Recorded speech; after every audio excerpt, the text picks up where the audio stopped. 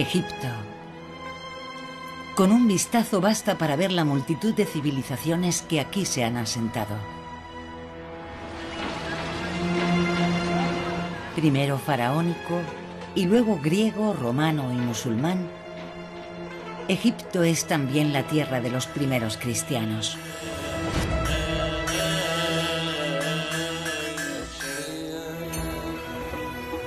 Su historia se remonta a la noche de los tiempos.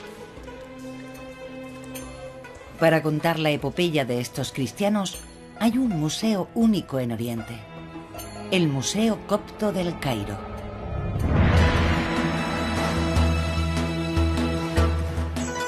Tesoros olvidados del Mediterráneo.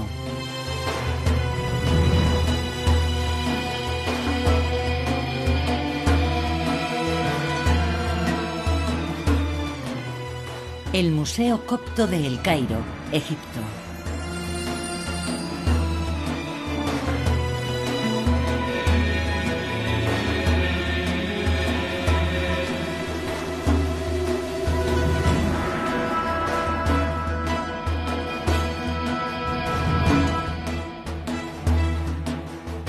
Museo Copto.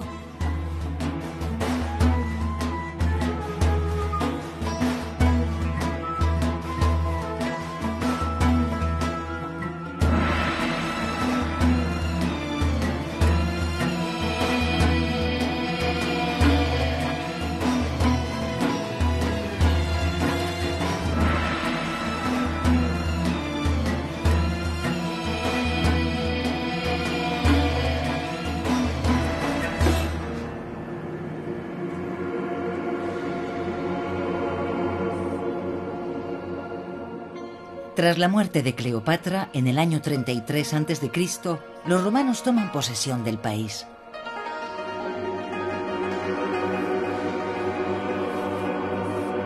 Sus habitantes, 7 millones de hombres y mujeres, son los herederos de la era de las pirámides. ¿Perdieron su cultura, arte y religión con la desaparición de los faraones o lograron mantener sus tradiciones? ¿Qué fue de aquel pueblo?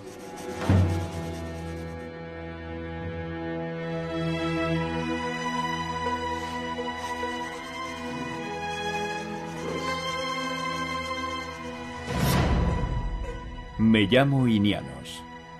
Nací en el antiguo Egipto y les contaré nuestra historia.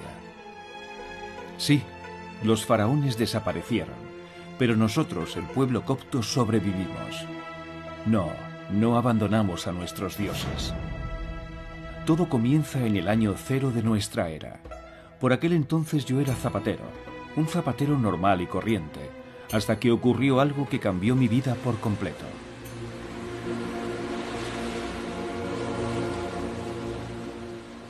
Los griegos y los romanos dominan nuestro reino y el valle del Nilo. Pretenden que adoptemos sus dioses, pero nosotros permanecemos fieles a Amon-Ra, Isis y Osiris. A pesar de su rechazo sistemático a los dioses extranjeros, los coptos adoptan la fe cristiana cuando llega a tierras de Egipto. ¿Qué tenía aquella nueva religión para que los coptos decidieran abandonar a sus antiguos dioses?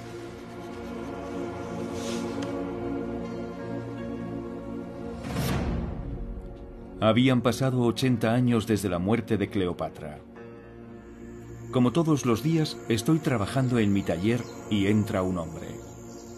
Dice llamarse Marcos, viene de lejos y necesita que le repare unas sandalias.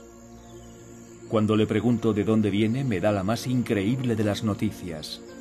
Un nuevo faraón ha venido a salvarnos. ¿Su nombre? Cristo. Escucho a Marcos y le creo. Me bautiza allí mismo, en el taller, y me convierto en el primer cristiano de Egipto. San Marcos llegó a Egipto 12 años después de la muerte de Cristo.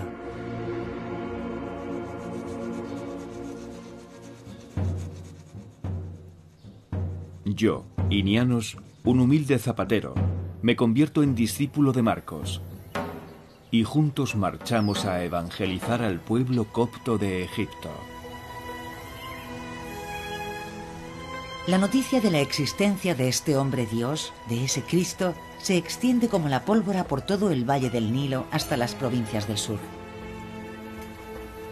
Allí, cerca de la ciudad de Asuán, un templo dedicado a la diosa Isis sigue desafiando el paso del tiempo. Marcos me contó que Cristo había resucitado. Como Amón-Ra, nuestro dios Sol, renace todos los días en su barca solar, nosotros los coptos también creemos en la resurrección del alma.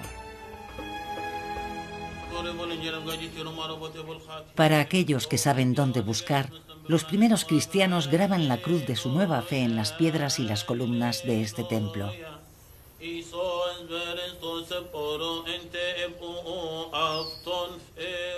Allí donde los sacerdotes de los faraones veneraban a los antiguos ídolos, los cristianos acondicionan en el siglo I la capilla más antigua de Egipto.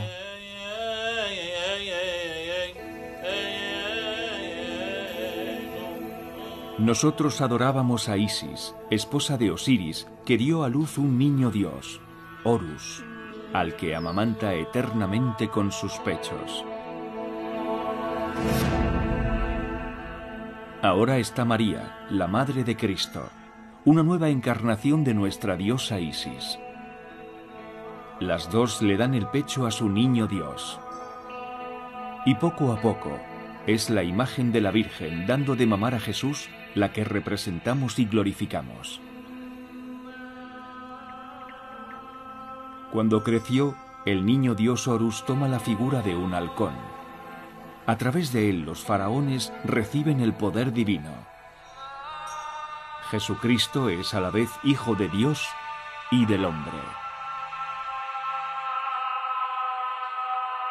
En el Museo Copto, numerosos indicios atestiguan los puentes que se tienden entre el culto faraónico y el cristiano.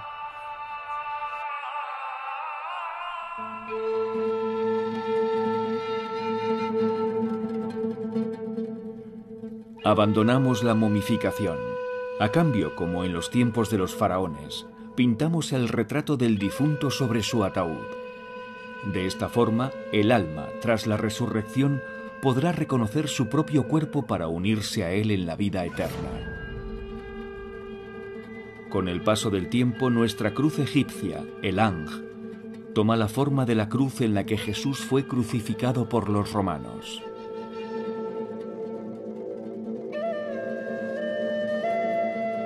Entre los siglos I y IV, la cruz copta evoluciona hacia un símbolo que se conservará para siempre. 4 brazos iguales terminados en 4 triángulos. Simbolizan la Trinidad del Padre, el Hijo y el Espíritu Santo. Entre los 4 brazos, 4 puntos para los 4 evangelistas.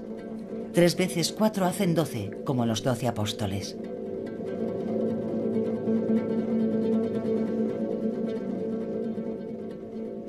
Sobre las lápidas, el dios Anubis, con la cabeza de un chacal, señor de la muerte, sigue siendo la más persistente de las deidades faraónicas. El dios chacal reina en el más allá, pesa el alma de los difuntos para abrir la vía de la resurrección o de la condena eterna. Lo encontramos sobre las estelas de los difuntos hasta el siglo VI. Su figura evoluciona hasta la época medieval.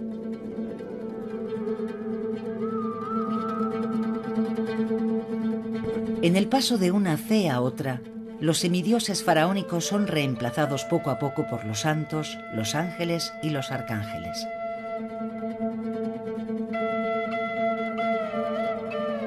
Las alas de los buitres y otras rapaces divinas se transforman en alas de ángeles.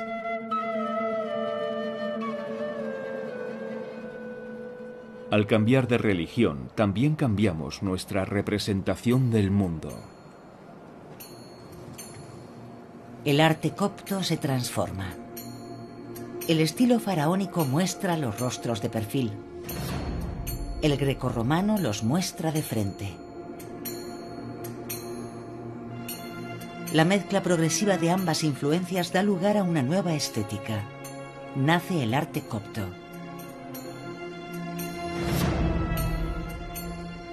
En lugar de esos ojos tan desmesuradamente alargados de nuestros antiguos perfiles faraónicos, ahora dibujamos miradas grandes y abiertas.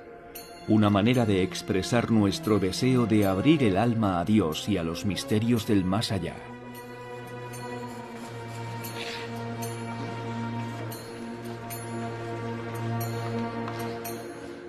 Alrededor del Dios único y entre todos sus santos se mantienen algunas figuras del panteón grecorromano, como Afrodita.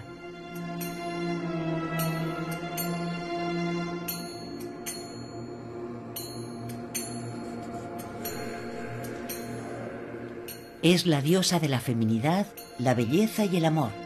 Nació en el mar de una concha, símbolo de nacimiento y resurrección, como Isis, que surgió de las aguas del Nilo. Esa concha acaba convirtiéndose en uno de los símbolos cristianos más persistentes del nacimiento y la resurrección. Se encuentra en todas las pilas de agua bendita de las iglesias y adorna también nuestras fachadas.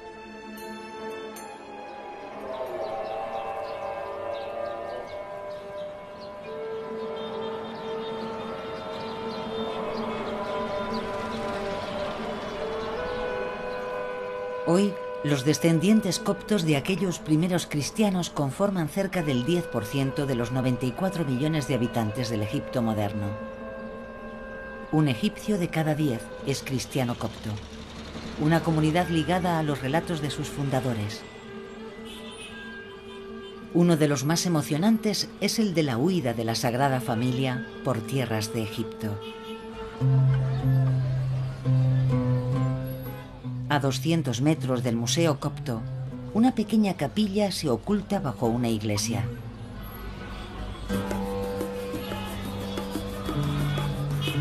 Está a 14 metros por debajo del nivel de la ciudad, allí donde estaba el suelo hace 2000 años, en la época de Cristo.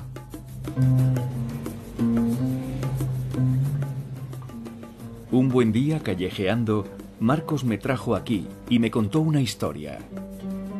María, José y el niño Jesús, todavía un bebé, vivieron aquí, me dijo. La gente del barrio aún los recuerda. Por aquella época era una cueva que luego transformamos en capilla. Cuando nace Jesús, Herodes el Grande, rey de Judea, teme perder su trono, de modo que ordena masacrar a todos los recién nacidos de su reino. José y María, para proteger al niño Jesús, huyen y se refugian aquí, en Egipto.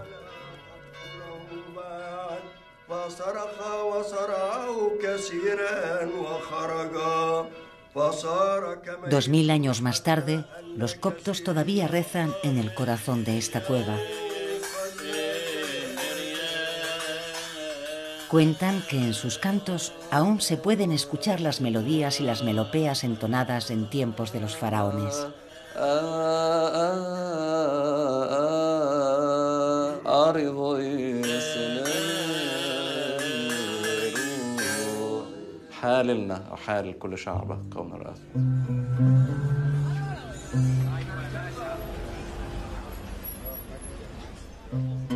Un desgraciado día, una muchedumbre enfurecida vino en busca de nuestro maestro San Marcos. Le colocaron una soga al cuello y lo arrastraron por las calles durante 2 días.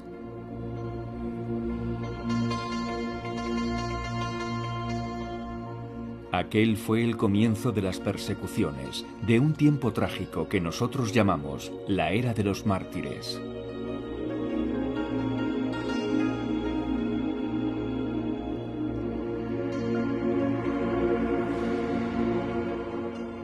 Nuestra primera mártir es Santa Bárbara.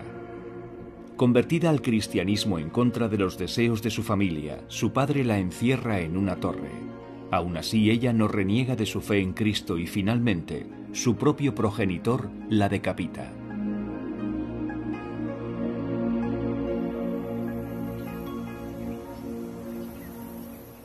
Los cristianos no ceden.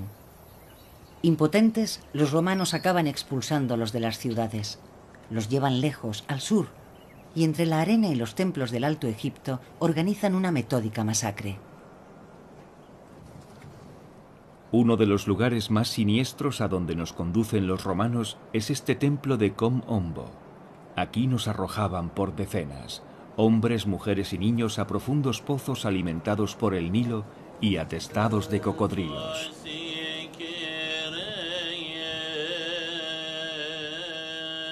Aquellos que logran huir se ocultan en las tumbas del Valle de los Reyes, como si nuestros antiguos faraones aún pudieran protegernos. Entre los jeroglíficos de nuestros ancestros, los cristianos escriben sobre la desgracia de ser mártir. A pesar de ocultarse bajo tierra, encuentran la forma de consagrar un altar, de trazar la señal de la cruz y celebrar misas. En esta tumba de Ramsés IV, las súplicas de los refugiados cristianos se superponen a los jeroglíficos del Libro de los Muertos. Los cristianos escriben en su lengua ancestral, pero en letras rojas, como si lo hicieran con sangre.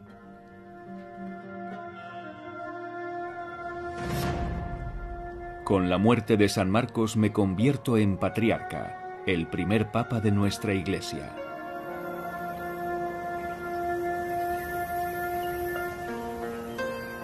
Tengo que salvar a nuestros hermanos y apenas hay tiempo.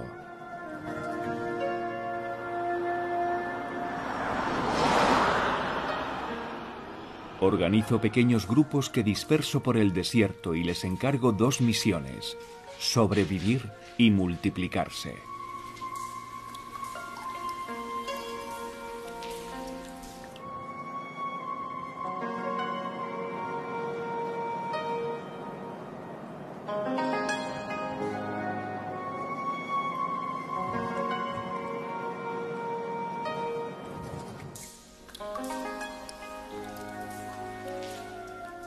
En unos decenios, una multitud de hombres y mujeres se refugia en ermitas para rezar en soledad.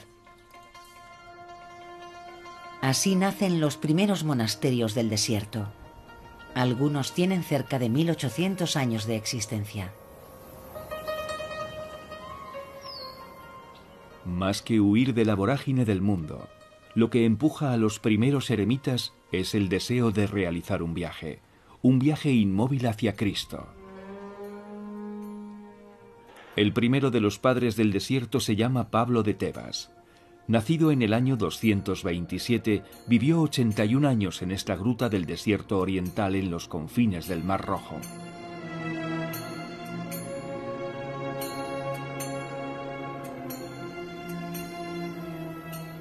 Una noche poblada de sueños, Dios le revela a Antonio Abad, otro eremita, la existencia de Pablo. Al día siguiente, Antonio atraviesa la montaña guiado por un cuervo que lleva pan en el pico para alimentar a los dos ermitaños. Tras la muerte de Pablo con 118 años, Antonio lo entierra en aquella misma gruta, bajo este altar de mármol gris. Dos leones vienen del desierto para ayudarle a excavar la tumba con sus potentes garras. Padre nuestro que estás en los cielos, santificado sea tu nombre. Venga a nosotros tu reino, hágase tu voluntad en la tierra como en el cielo. Perdona nuestras ofensas, como también nosotros perdonamos a los que nos ofenden. Amén.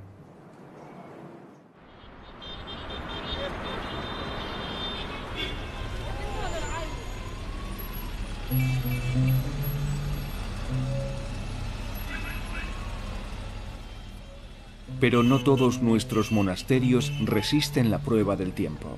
Aunque nuestra fe no flaquea jamás, los beduinos del desierto o los paganos consiguen echar abajo nuestros muros. En el Museo Copto hay una sala entera dedicada a los restos de un monasterio destruido en el siglo XVIII, el monasterio de San Jeremías. Para este monasterio nuestros escultores tallan en piedra un púlpito, idéntico al trono del faraón Zoser, que se guardaba en su pirámide desde hacía más de 3000 años. Solo la decoración de conchas y la cruz lo diferencian de la obra original.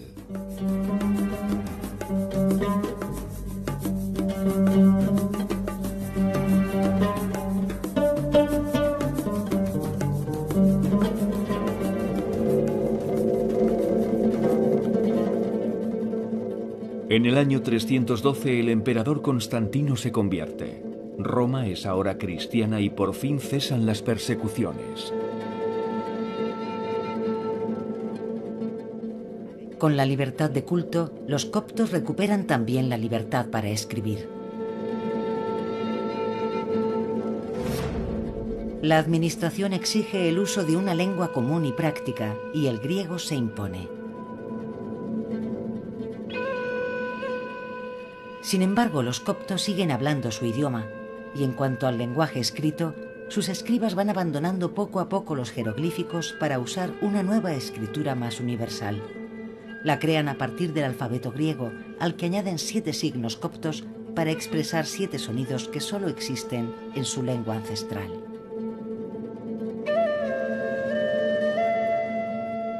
El papiro es caro, así que para escribir usamos cualquier cosa que caiga en nuestras manos. Omoplatos de oveja, trozos de ánfora rotas, piedras, escayola o ladrillos. Yo, Aurelius Colutus, cansado de luchar y temeroso de dejar la vida súbitamente y de improviso, hago este testamento. Querido esposo, Quiero durante que mi tu cuerpo sea ausencia tus enterrado, hijos han crecido que se mucho, haga tanto en tamaño como en sabiduría. ¿Cuándo te permitirán tus negocios volver con nosotros para verlos crecer? Madre, ¿tienes noticias de cómo está padre? ¿Soporta bien el Esos calor? son los motivos que quiero que uses para los bordados de la tela que te he enviado. Los colores deben ser nuestros Era un preferidos, ladrón de como ya dátiles sabes, al que sorprendimos mientras nos robaba fruta. Estaba tan asustado que se cayó del árbol.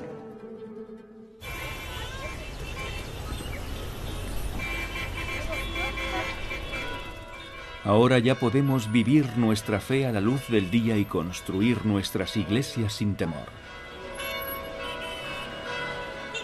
En el Cairo erigimos nuestra catedral sobre la ciudadela romana, para que sobresalga por encima de todos los edificios. Esta primera catedral es tan alta y tan grácil que más tarde recibirá el nombre de la Iglesia Suspendida.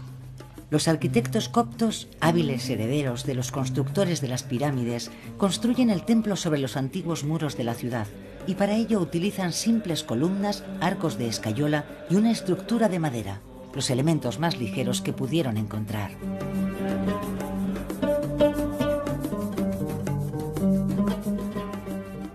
Nuestros artesanos han conservado el saber hacer del antiguo Egipto. Son expertos en el trabajo de los tejidos, la madera, la piedra y el marfil. Los coptos se convierten en los maestros de un arte único, la creación de tejidos y bordados. En el campo nuestros campesinos muestran su alegría durante la vendimia al son de la música. Cargamos las cestas de uvas rebosantes con la promesa de un vino generoso.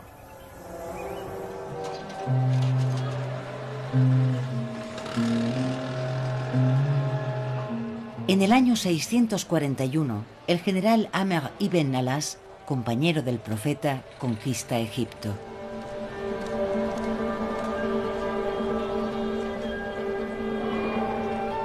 Con la llegada de los árabes musulmanes, por fin nos libramos de los romanos. Su religión se parece más a la nuestra. Un solo Dios, un solo libro sagrado. Una era de cambio se abre entre los coptos y los árabes. Uno de los primeros gestos de los musulmanes es renovar la fachada de la iglesia suspendida.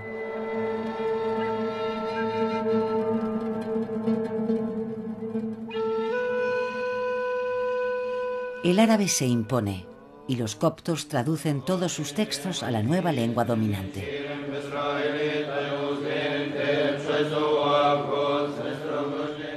Los manuscritos más antiguos, conservados durante mucho tiempo en el corazón de nuestros monasterios, salen a la luz.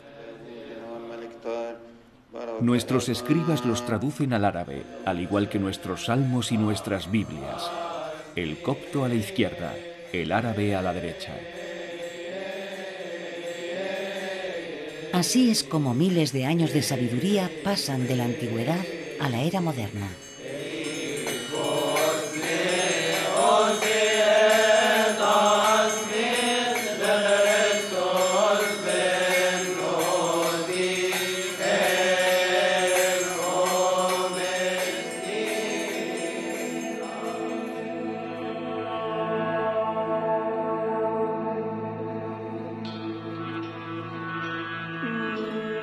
Fallecí en el año 82 después de Cristo y me enterraron junto a San Marcos. Otro patriarca tomó mi lugar y después mi historia se confundió con la de mi pueblo.